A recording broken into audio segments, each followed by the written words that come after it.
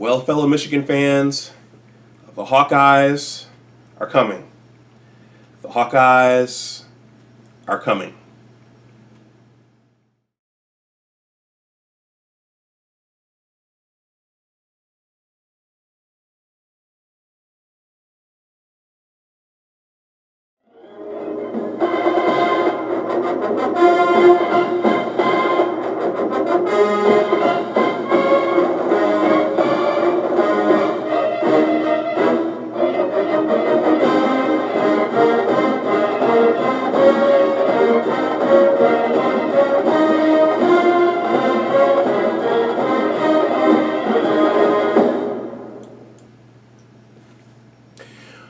Well, welcome back to my channel.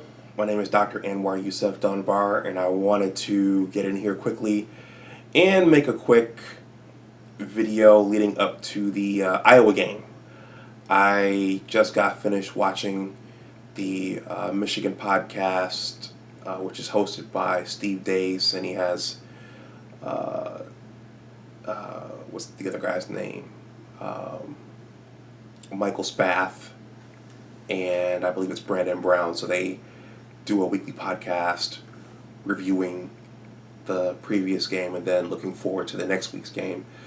So I'm pretty much going to echo what they said, even though they were the same thoughts that I had after that Rutgers game. Before I go on, I just want to say that to my subscribers who are not Michigan football fans, I promise that this is not going to turn into a 24/7 Michigan football channel. But, you know, when you go to a school like this and you were there for, Tom Brady's last year, and, you were there for David Terrell and Chad Henne and Mike Hart and Lamar Woodley and Coach Carr, and when you were there and when the program was still good, this is in its football season, this stuff is worth talking about. So, but I want to make this video short as I have some other things to do. So, Michigan won last Saturday, 51-0 over Rutgers, and I want to caution any overzealous Michigan fans not to get too high about that victory, because it was Rutgers and it wasn't one of the big boys. And this week we have one of the big boys. I expected the team to beat Rutgers, but the question was how Coach Harbaugh's team would perform. Would they squeak by like they did against the Army? And, would it be like the Middle Tennessee game, or would they win decisively? And fortunately, they came out and they won decisively. Most notably, they were very aggressive on offense. So, I almost said Chad Henne. Shea Patterson threw the ball aggressively down the field to Nico Collins and Donovan Peoples-Jones and Ronnie Bell, and they were pretty aggressive and decisive, which is what we've been waiting for all along. And it's my opinion that they're going to have to do that the entire rest of the season to have any chance of winning any of the remaining games. So they can't bullshit and go back to, conservative, indecisive plays that don't use their athletes, and they're going to have to pull out all the guns and keep firing down the field. Hopefully the defense will find its way, and Don Brown will get the defense shored up, and they'll be ready to go the rest of the way as well. I thought it was particularly powerful that Josh Gaddis was down on the sideline with the offense for this game. I think that for a team that's struggling, it's good to have a coach down there, and especially when he is enthusiastic as Josh Gaddis seems to be. And sometimes there's just something about being able to look your coaches in the eyes, and the coaches being able to look the players in the eyes. There's something about that that's powerful. and that's hopeful. Let's see. Iowa. I watched some of that game, so I was flipping between the two. And ironically, or should I say coincidentally, they had Middle Tennessee, which was Michigan's opening opponent. And they beat Middle Tennessee decisively. And Iowa is a Kirk Ferentz has been the coach there for a while. And his teams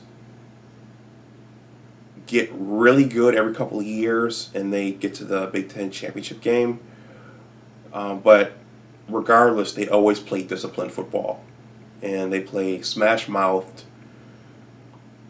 punch you in the face football, just like Wisconsin does.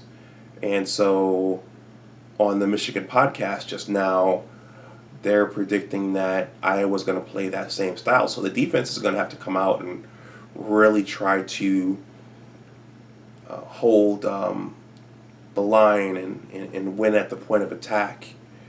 And apparently Michigan's going to have an advantage at the wide receiver position because apparently, from what I heard, Iowa's backfield isn't as talented as our wide receiver core. So the Wolverines are going to have to exploit that. So this is going to be interesting because it's a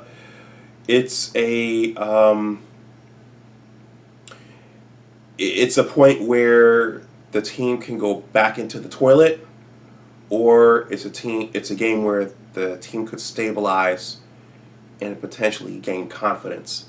So it's a really, really important game. I will be watching with my fingers crossed, hoping that they come out aggressively on offense like they did against Rutgers, and I'm just hoping that they show that fight and they compete and they play with a sense of urgency and desperation and confidence. So let's see what happens. So Ohio was the night game on Saturday night, and they pretty much mauled Nebraska, and that they looked impressive. That Justin Fields and that Chris Olave and J.K. Dobbins and their defense, they looked